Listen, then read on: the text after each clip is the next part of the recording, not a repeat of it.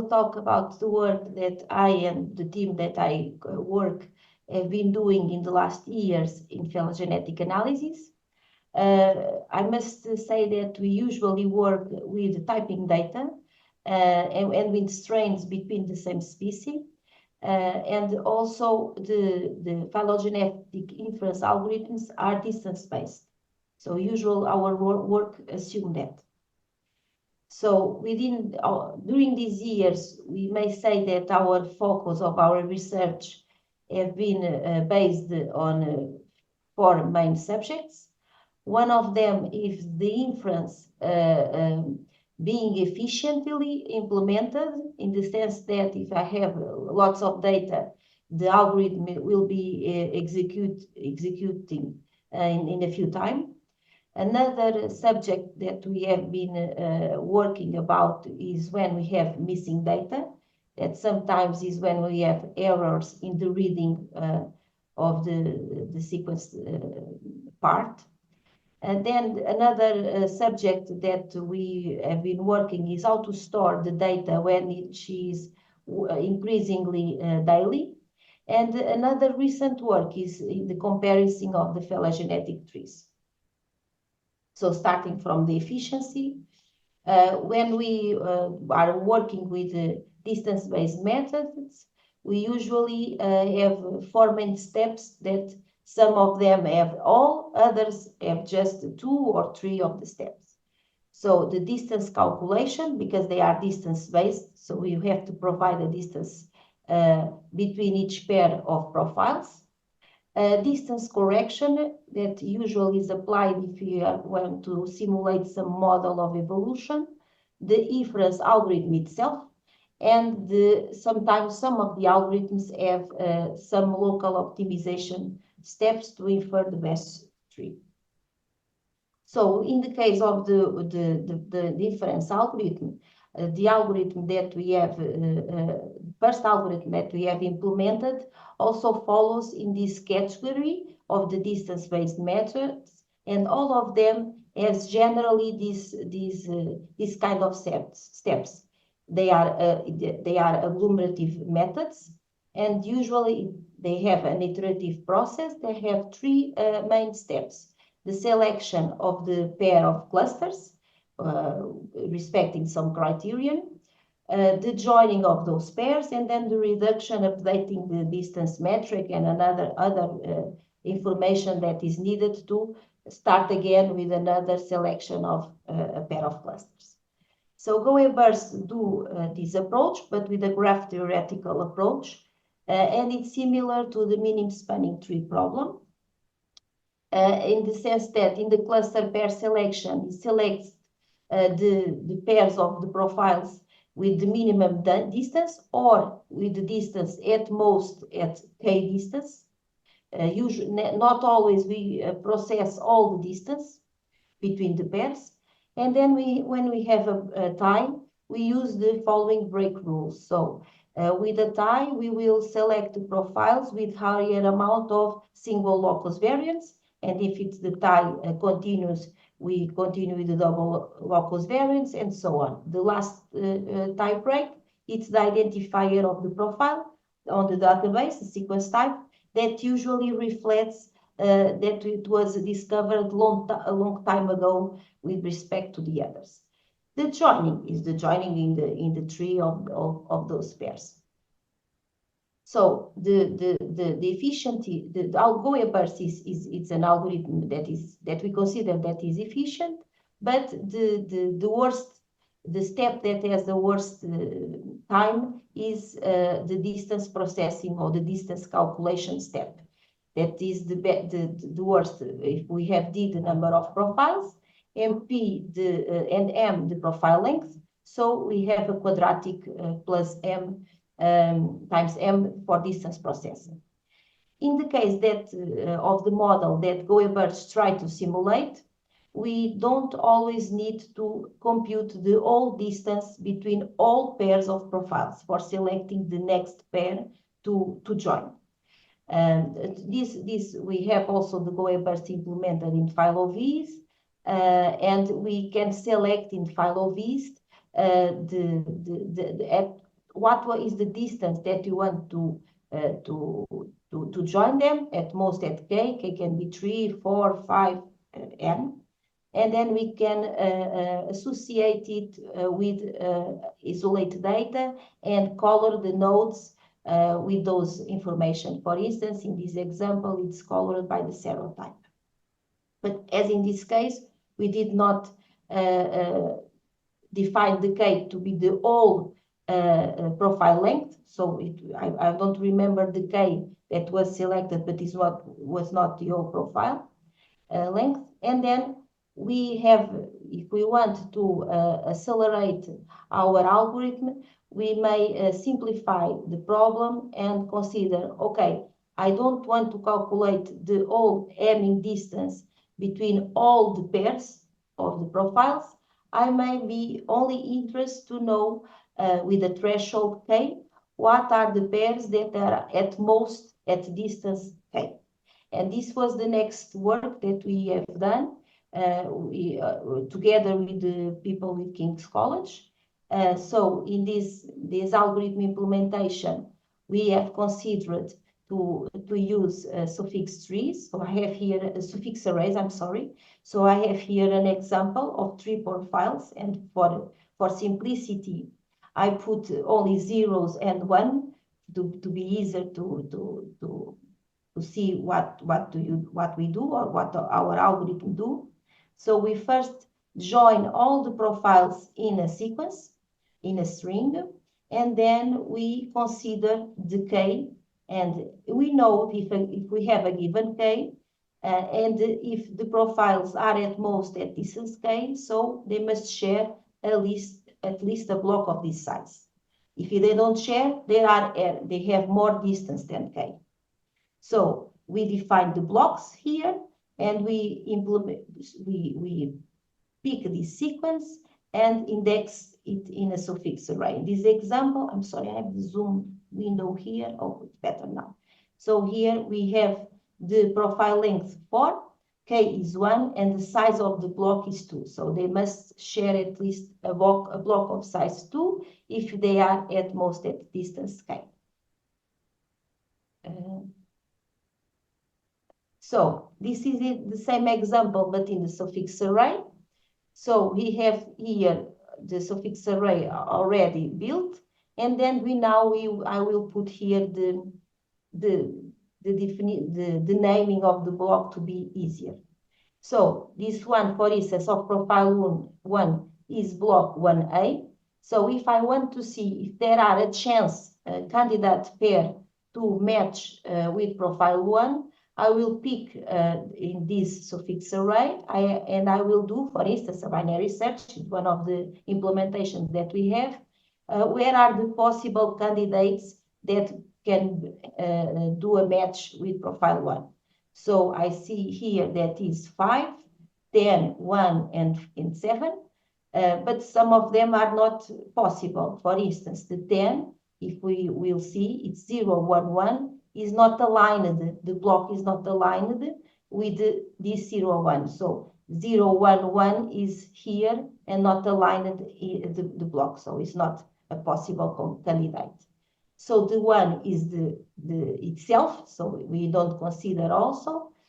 The 7 is not aligned also. So if we see, we have multiples of 4, 4, 4, 4, so 7 is not. So it's not aligned. So the other one, the only one that is possible is the 5.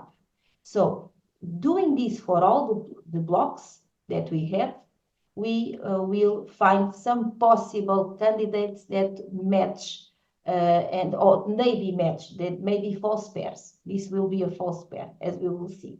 So after this step that we do for all blocks binary search and see if they match, we continue to the third step, that is to verify if the Hamming distance is at distance k or not. In this case, it is a wrong candidate, and in this case, anyone are at least at distance k equals to 1. So, with respect to the time, we have if n is the number of profiles times the dimension of each profile, so I can say that this procedure, step 2, can be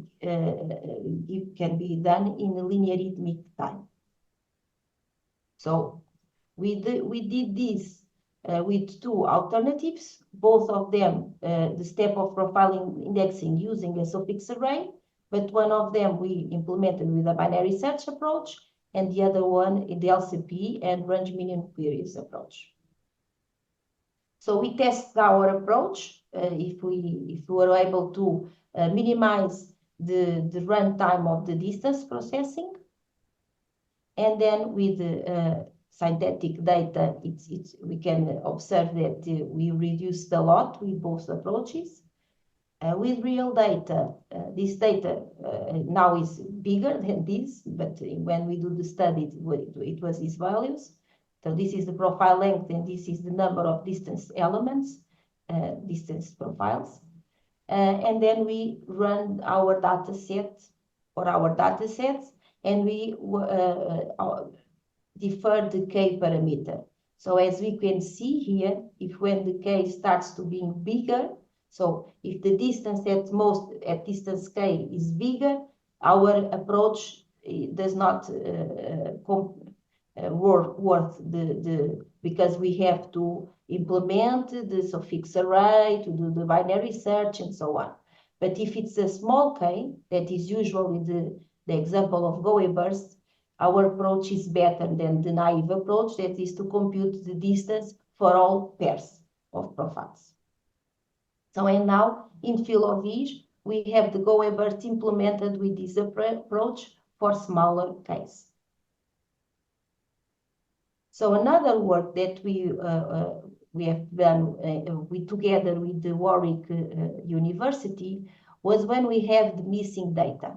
So this work gives origin to this algorithm. It's an algorithm similar to Go burst, but works with missing data. Go burst does not work with missing data, and also the visualization tool that also is possible to execute the algorithm and visualize the results. So sometimes you have missing data because of the automatic problems, for instance, in the assembly of genomes from short reads. And then sometimes you have, when we do the profile, we don't have nothing to put here on this allele. So we assume a model that when we don't have the information, it depends if the dependency relation is from the predecessor U to descendant V or otherwise. So if it's missing from the parent, we will put 1 as different. If it's missing from the descendant, we will consider 0, no difference. So this will give us an asymmetric distance matrix based on Hamming distance. And then since it's a symmetric matrix, instead of using an approach of a minim spanning tree, we use an approach of a minim arborescence tree that is based on the Edmonds algorithm instead of the Prim algorithm, for instance. For type rate, we also use the harmonic mean in order to give higher weights to variants with small allelic distance to other sequence types. And this is a metric that's usually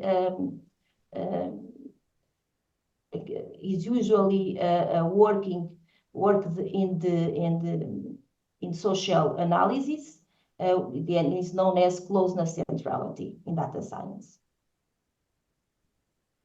So this is the tool that we have implemented those algorithms, and it's also possible to color data with isolated data or auxiliary data, okay?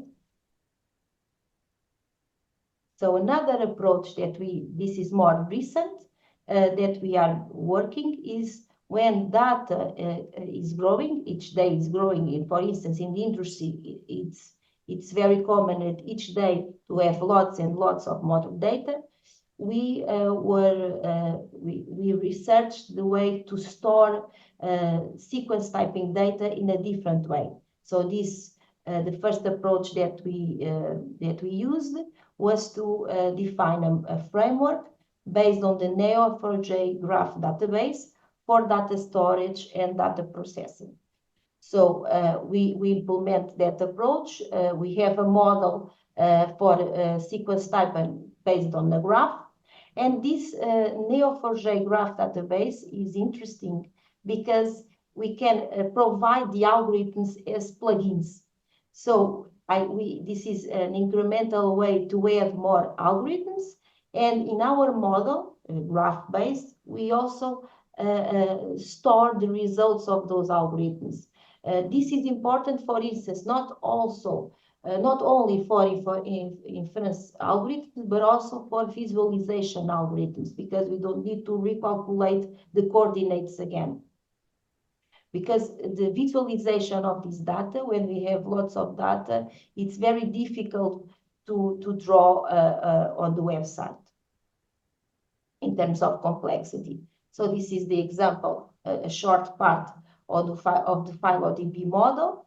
So where we have the relation between the alleles, profiles, and also the part of the distances, and also the part of the coordinates. If, for instance, it's a visualization algorithm. And the model was defined to be extensible as an API, and we have done some tests. This is the architecture view, and we have done some tests, and we see that the times that we have for the common operations that we have to do to get the profiles, get the auxiliary data, get the visualization coordinates, get the inference results, they are not worse because of working with the graph database. So we are now having a prototype of Phylogenetic 3.0, where we are storing our data in PhyloDB. So we have incorporated PhyloDB for storing the data. Also, we are interested and we are doing an initial work to deal with dynamic minim spanning trees and minim spanning arborescence. Arborescence when we have missing data, spanning trees when we don't have.